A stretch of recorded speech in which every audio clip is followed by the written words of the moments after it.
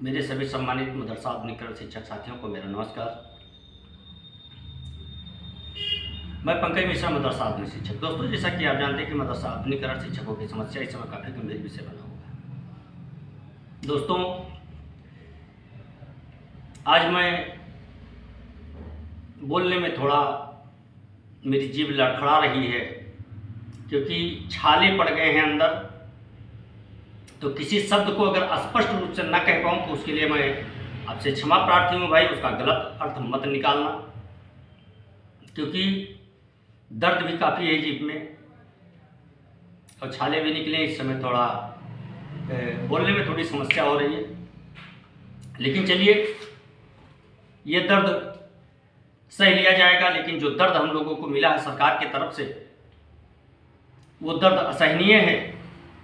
उसकी पीड़ा के आगे ये दर्द कुछ नहीं है। लेकिन उसी सरकार से मुझे उम्मीद भी है, और होगी क्यों नहीं, क्योंकि हमारे प्रदेश के मुख्यमंत्री हैं, सरकार उन्हीं की है, तो रोएंगे उन्हीं के आगे। दोस्तों, दीपावली का त्यौहार है और इस दीपावली के त्यौहार पर एक बार फिर वो मुख्यमंत्री जी का और माननीय मंत्री श्री दानिश आजाद अंसारी जी का वादा याद आता है।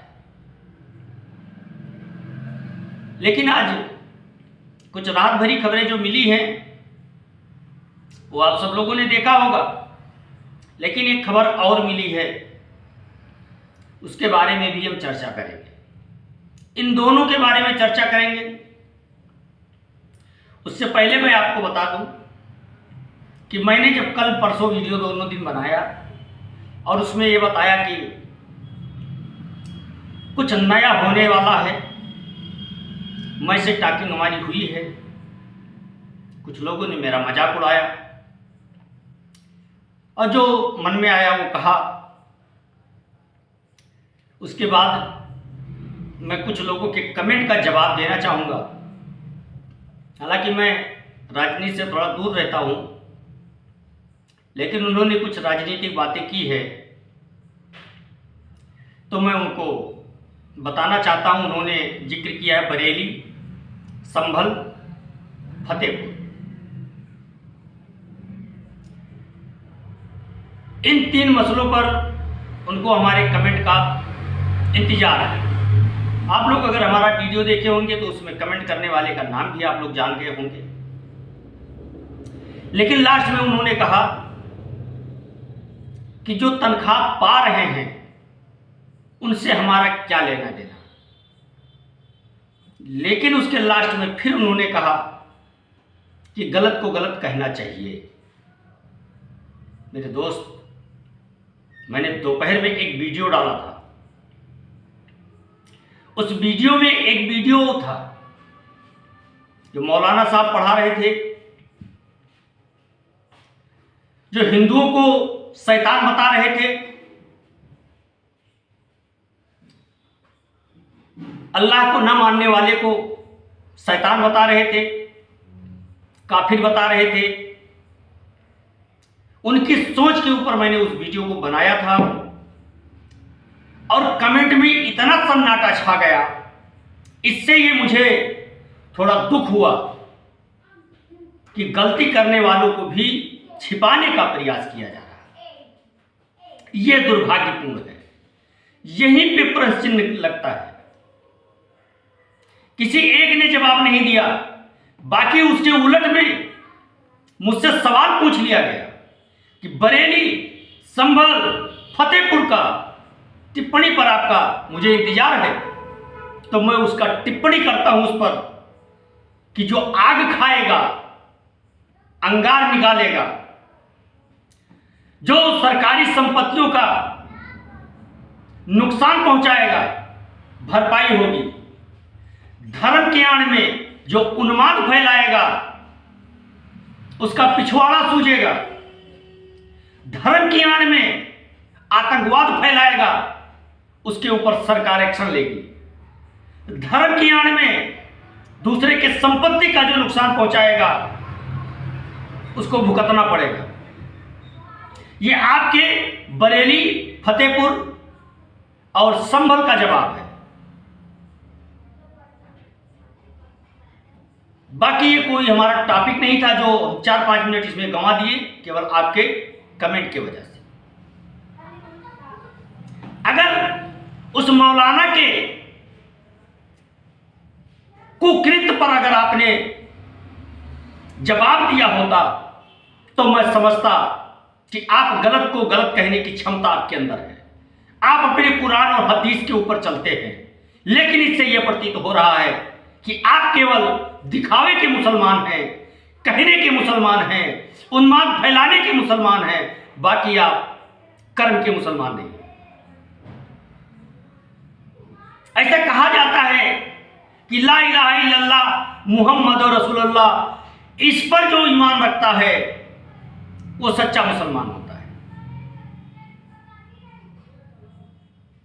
इत्तिहाद में भी कहा जाता है कि जो मुसल्ले पे जिसका ईमान हो उसको मुसलमान कहते हैं।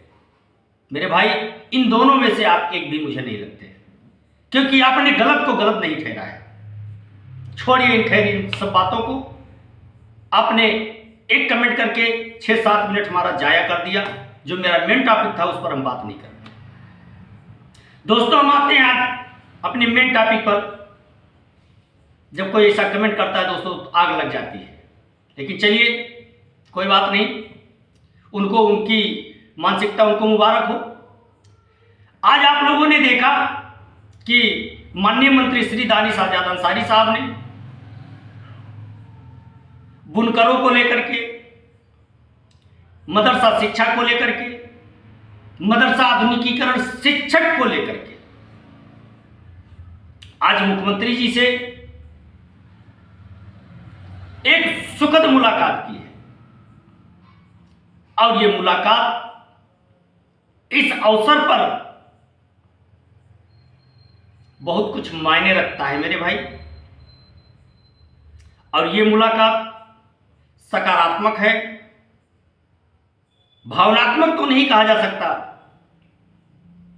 लेकिन सकारात्मक कहा जा सकता है। सफलता की सीढ़ियों में फाउंडेशन इसको कह सकते हैं। मेरे दोस्त, आपके मंत्री श्री दानिश आजाद अंसारी साहब ने जो बीड़ा उठाया है आपका नियमितीकरण कराने का, अपने उस लक्ष्य पर वो काम कर रहे हैं। ये अलग बात है, समय लग रहा है, लेकिन जब लोग उनके ऊपर टिप्पणियां करते हैं कि ये नाम मात्र के मंत्री हैं, इनकी सुनी नहीं जा रही है, तो मैं उनसे कहना चाहता हूं कि जिस मौलाना की वीडियो मैंने आपको दिखाई है, यह वीडियो मंत्री जी को भी दिखाया जाता है जब ये पैरवी करने जाते हैं। तब एक आदमी का दोष क्यों दे रहे हो? और उस गलत काम के विरोध में अगर आपकी चुप्पी रहती है तो यह साबित करता है कि केवल आप लोग राजनीतिकरण करना चाहते हैं, गलत को गलत कहना नहीं जानते, सही को सही कहना नहीं चाहते, केवल टारगेटिंग पे चलते हैं। केवल आपका टारगेट है, टारगेट के ऊपर आप काम कर रहे हो, किसी दूसरे के मुंह से बोल रहे हो। आज मुझे चाहे राजनीतिकरण कहो या किसी की प्रवक्ता कहो, कुछ भी कहो, लेकिन आपकी मानसिकता यह दर्शाती है कि गलत लोगों को बचाने का जो बीड़ा उठाया है कुछ लोगों ने, और जो बातें चल रही हैं ये आज सत्य साबित हो रही है। अगर इतने आप अच्छे हैं तो गलत को गलत कहने में आपका हर्ज क्या है? एक कमेंट क्यों नहीं किया आपने? क्यों नहीं लिखा? लिखना चाहिए आपको, तो मैं जानता कि आप गलत को गलत कह रहे हैं।